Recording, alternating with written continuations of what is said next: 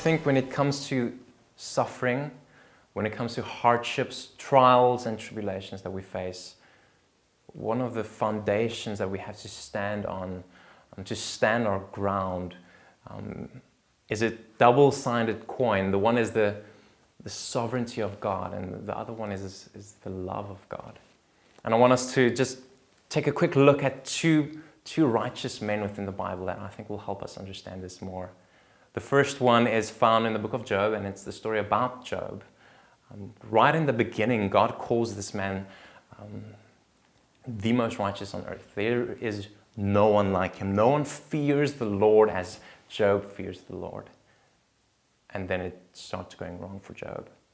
Job starts to lose his family, his possessions, his health, basically everything except for his life. And we find there's a discourse that takes place because his friends come, they visit him, and they challenge him. They say, Job, you must have sinned, you must have done something wrong to deserve all of this. And Job is adamant, I have done nothing. I've been blameless before the Lord. And there's a couple of chapters where it's this back and forth between the two of them, or the two parties, and Job gets to the point where he speaks to the Lord and he demands a hearing. God, explain yourself. Why did you let this happen to me?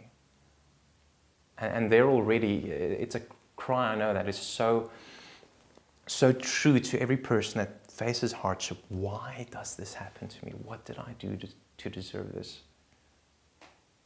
And what's amazing about the book of Job is God actually shows up. He, in his glory, approaches Job, but he does something very different to what Job expected. Instead of explaining the reason why he allows this suffering, he takes Job through this trip throughout creation, revealing to him the foundations of the earth, the intricacies, the complexities of life, and how it all fits together, how he places the stars in the sky, how he separates the water from the earth. All these things he points out to Job, and he asks Job, did you do any of this? So what God does, he puts Job in his place. He says, Job, you are a creature, and I am the creator. I rule over everything that I've made. And then there's the realization from Job's side. I have spoken words that I just didn't understand. God, you are sovereign over all. And that's the one side of it, the sovereignty of God. The utter realization that there is nothing in creation that is not under his control. But I know that in and of itself isn't as comforting as we may think it should be. We go, the sovereignty of God, there we go. But I think it misses something when we don't add to it or realize the love of God in his sovereignty. Because the sovereignty of God can become so impersonal, so out there. Well, God is just doing whatever he wants and just doesn't care. Now the second story is the story of a second righteous man we find within the New Testament. A man that actually truly did not sin in anything that he did. Yet he was despised. He lost friends. He was homeless for most of it. Religious leaders who you think should show love rejected him. And then ultimately died on the cross for a crime that he did not commit. And why does this happen? Why does this happen to this man? It is because God the Father, in his sovereignty, as Isaiah puts it, he willed to crush the Son of Man, the Son of God. Jesus Christ was led to the cross. His goal, his purpose was to suffer the worst thing that anyone could ever suffer. The Father turning away from him. And why did he do that? Well, it's to make us sons and daughters of God,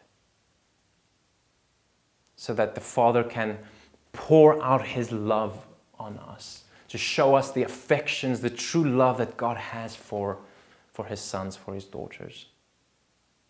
That God was willing to send His only begotten Son to die a death that He didn't deserve, but we did. So that we can have the righteousness of God that we just don't deserve.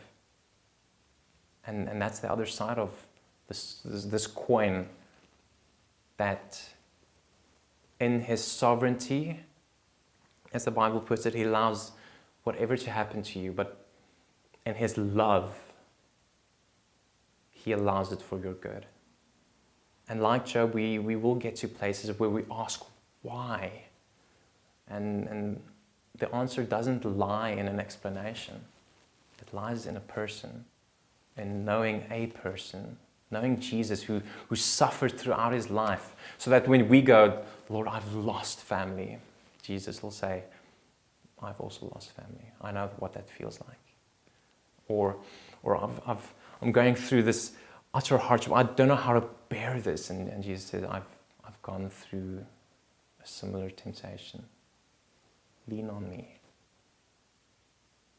And then we get to the book of Romans. Paul writes and he says, God uses all things together for good for those who love Him and are called according to His purpose. The ultimate promise that we can just hold on to. That whatever we go through, God uses it. We might not know why, but we can trust in the person who walks with us through it all. There's a song where the very first verse says, I'm not skilled to understand what God has willed, what God has planned. All that I know is at His right hand is one who I call Savior. In our suffering, we might not know. We might never find out why. But we know the one who stands with us, who helps us, who carries us. And we can entrust ourselves to Him, knowing that He loves us dearly. So may that encourage you as you stand your ground.